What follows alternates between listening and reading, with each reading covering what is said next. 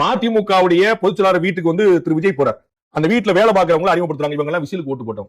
உங்கள் வீட்டில் வேலை பார்க்கிறவங்க கூட உங்களுடைய கட்சிக்கு ஓட்டு போடல. காங்கிரஸ் கட்சி அலுவலகத்துக்கு திரு விஜய் செல்கிறார். ராகுல் காந்தி நேத்து போறாரு அந்த இடத்துக்கு, அதே சத்தியமூர்த்தி பவனுக்கு. அங்க கொண்டாட்டமே இல்ல.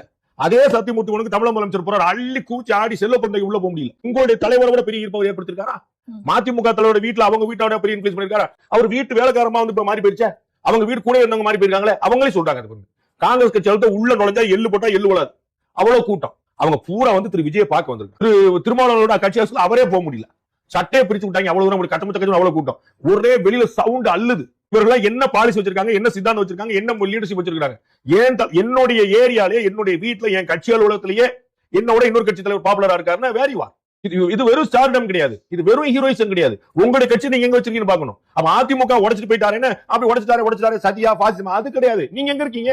இன்னொருத்தர் வந்து அசைச்சு போறது கோட்டையா ஓட்டையா?